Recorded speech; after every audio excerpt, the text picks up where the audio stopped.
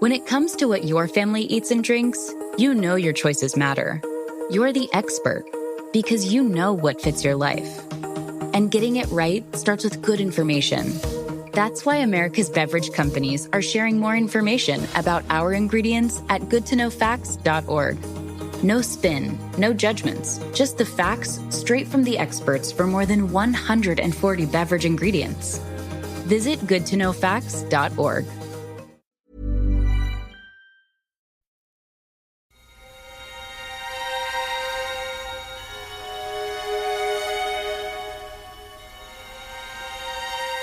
Welcome to LitReading. I'm Don McDonald. While there is certainly a season for scary stories, their popularity is timeless. That's why this dark tale of revenge still sends chills down listeners' spines after almost 2 centuries. Here now is The Cask of Amontillado by Edgar Allan Poe.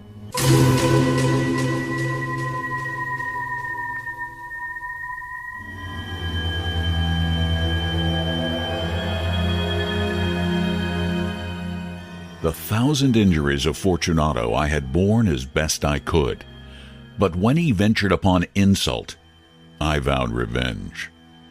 You, who so well know the nature of my soul, will not suppose, however, that I gave utterance to a threat.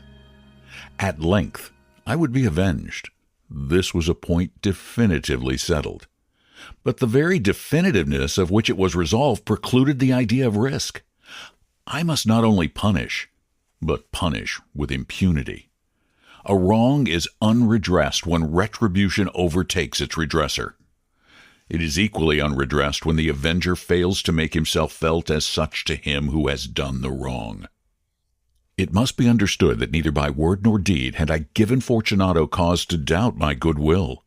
I continued, as was my wont, to smile in his face, and he did not perceive that my smile now was at the thought of his immolation. He had a weak point, this Fortunato, although in other regards he was a man to be respected and even feared. He prided himself on his connoisseurship with wine. Few Italians have the true virtuoso spirit. For the most part, their enthusiasm is adopted to suit the time and opportunity, to practice imposture upon the British and Austrian millionaires.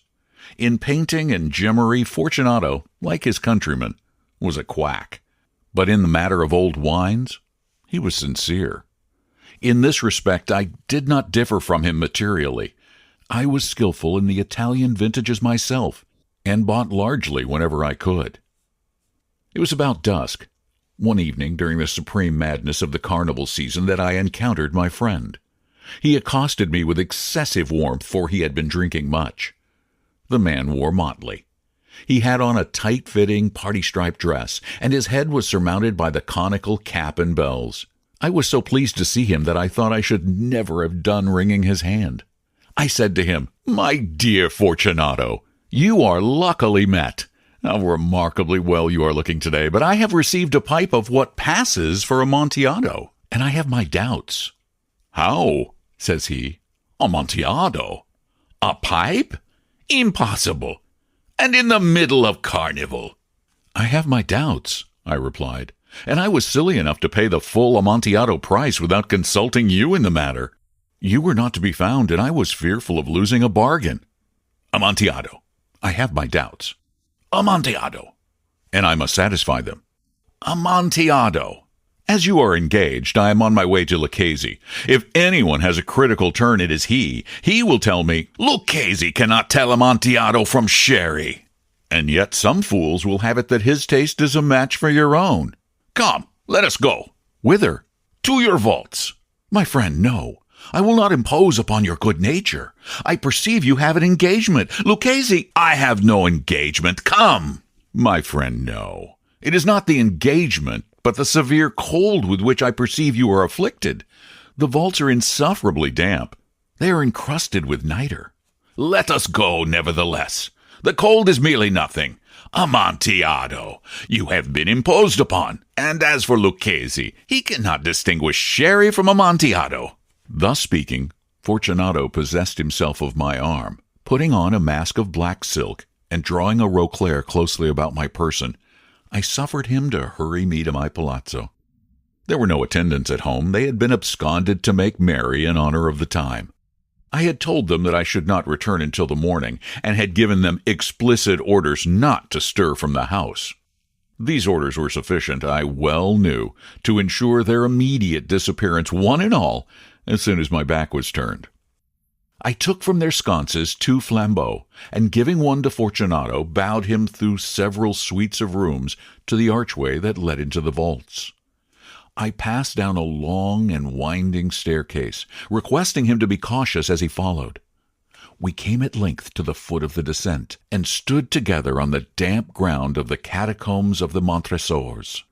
The gait of my friend was unsteady, and the bells upon his cap jingled as he strode. "The pipe," said he. "It is further on," said I, "but observe the white webwork which gleams from these cavern walls." He turned toward me and looked into my eyes with 2 filmy orbs that distilled the rheum of intoxication. "Nitre?" he asked at length. "Nitre," I replied. "How long have you had that cough?"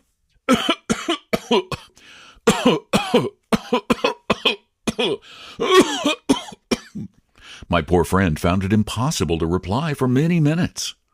"It is nothing," he said at last. "Come," I said with decision. "We will go back. Your health is precious. You are rich, respected, admired, beloved. You are happy, as I once was. You are a man to be missed. For me, it is no matter. We will go back. You will be ill, and I cannot be responsible. Besides, there's Lucchese." "Enough," he said. "The cough is a mere nothing. It will not kill me. I shall not die of a cough."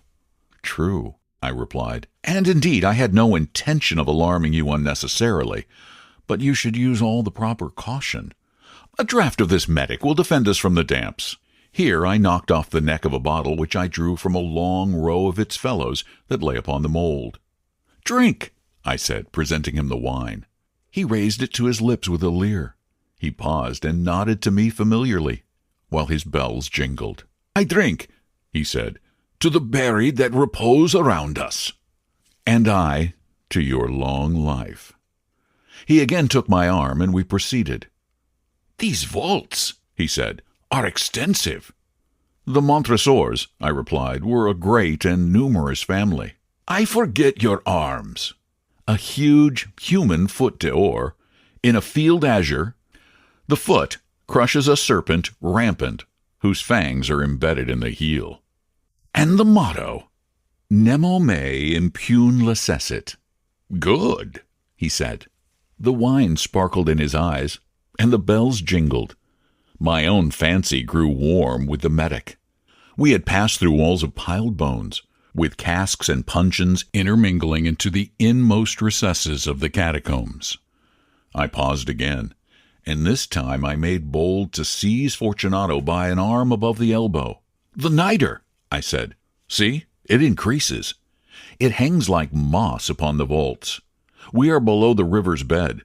The drops of moisture trickle among the bones. Come, we will go back ere it is too late. Your cough."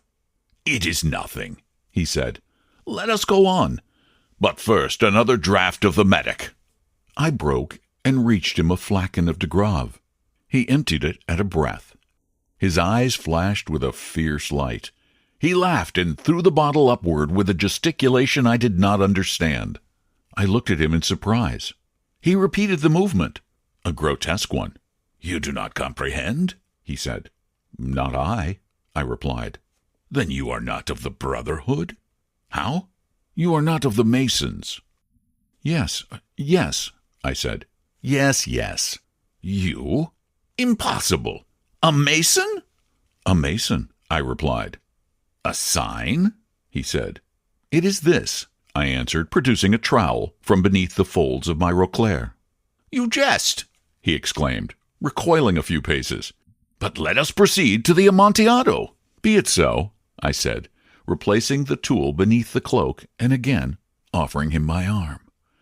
He leaned upon it heavily. We continued our route in search of the Amontillado. We passed through a range of low arches, descended, passed on, and descending again, arrived at a deep crypt in which the foulness of the air caused our flambeau rather to glow than flame. At the most remote end of the crypt there appeared another less spacious. Its walls had been lined with human remains, piled to the vault overhead in the fashion of the great catacombs of Paris.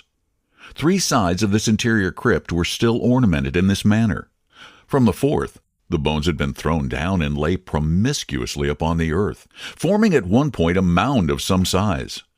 Within the wall thus exposed by the displacing of the bones, we perceived a still interior recess, in depth about 4 feet, in width 3, in height 6 or 7.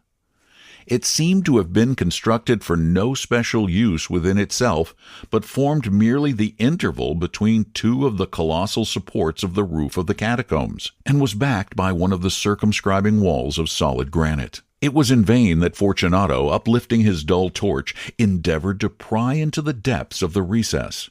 Its termination the feeble light did not enable us to see. "Proceed," I said. "Herein is the Amontillado. As for Lucchese—" "He is an ignoramus," interrupted my friend as he stepped unsteadily forward, while I followed immediately at his heels. In an instant he had reached the extremity of the niche, and finding his progress arrested by the rock, stood stupidly bewildered. A moment more, and I had fettered him to the granite. In its surface were 2 iron staples, distant from each other about 2 feet horizontally. From one of these depended a short chain, from the other a padlock. Throwing the links about his waist, it was but the work of a few seconds to secure it. He was too much astounded to resist. Withdrawing the key, I stepped back from the recess. "Pass your hand," I said, "over the wall. You cannot help feeling the niter. Indeed, it is very damp. Once more, let me implore you to return. No? Then I will positively leave you. But I must first render you all the little attentions in my power." "The Amontillado!" ejaculated my friend, not yet recovered from his astonishment. "True," I replied, "the Amontillado." As I said these words, I busied myself among the pile of bones of which I have before spoken. Throwing them aside, I soon uncovered a quantity of building stone and mortar. With these materials, and with the aid of my trowel, I began vigorously to wall up the entrance of the niche. I had scarcely laid the first tier of my masonry when I discovered that the intoxication of Fortunato had in a great measure worn off. The earliest indication I had of this was a low, moaning cry from the depths of the recess. It was not the cry of a drunken man. There was then a long and obstinate silence. I laid the second tier, and the third, and the fourth, and then I heard the furious vibrations of the chain. The noise lasted for several minutes, during which, that I might hearken to it with more satisfaction, I ceased my labors and sat down upon the bones. When at last the clanking subsided, I resumed the trowel, and finished without interruption the 5th, the 6th, and the 7th tier. The wall was now nearly upon a level with my breast. I again paused, and holding the flambeau over the mason-work, threw a few feeble rays upon the figure within. A succession of loud and shrill screams, bursting suddenly from the throat of the chained form, seemed to thrust me violently back. For a brief moment I hesitated. I trembled. Unsheathing my rapier, I began to grope with it about the recess, but the thought of an instant reassured me. I placed my hand upon the solid fabric of the catacombs, and felt satisfied. I reapproached the wall. I replied to the yells of him who clamored. I re-echoed. I aided. I surpassed them in volume and in strength. I did this, and the clamorer grew still. It was now midnight, and my task was drawing to a close. I had completed the 8th, the 9th, and the 10th tier. I had finished a portion of the last and the 11th. There remained but a single stone to be fitted and plastered in. I struggled with its weight. I placed it partially in its destined position. But now there came from out of the niche a low laugh that erected the hairs upon my head. it was succeeded by a sad voice, which I had difficulty recognizing as that of the noble Fortunato. The voice said, "Ha ha ha ha! A very good joke indeed, an excellent jest. We will have many a rich laugh about it at the palazzo over our wine." "The Amontillado," I said.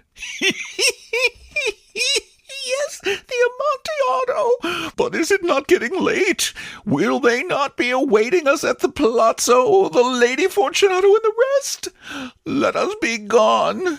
"Yes," I said, "let us be gone." "For the love of God, Montresor!"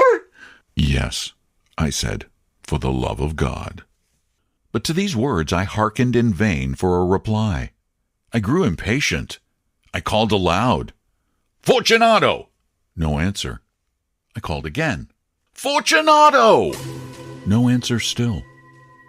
I thrust a torch through the remaining aperture and let it fall within. There came forth in return only a jingling of the bells. My heart grew sick, on account of the dampness of the catacombs. I hastened to make an end of my labor. I forced the last stone into its position. I plastered it up. Against the new masonry, I re-erected the old rampart of bones. For the half of a century, no mortal has disturbed them. In pace requiescat.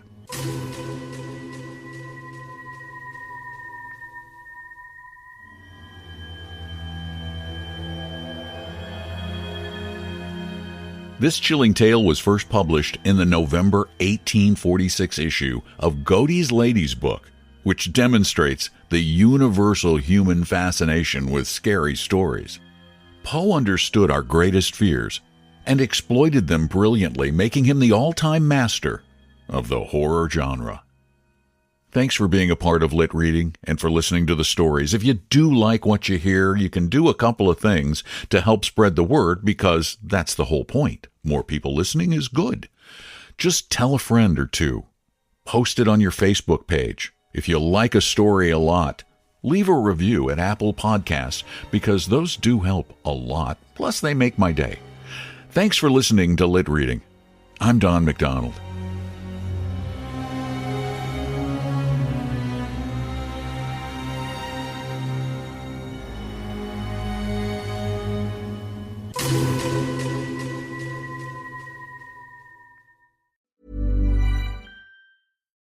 Businesses come in all shapes and sizes. Maybe you're a small business expanding into a new space, a mid-sized company planning for the future, or a large operation investing in the latest equipment. Whatever your needs, Atlantic Union Bank is here, providing easy access to knowledgeable bankers with local market insights and the right digital tools to keep your business moving forward. Because you deserve a relationship manager who cares. Call, visit us online, or stop by a branch today. Atlantic Union Bank. Any way you bank.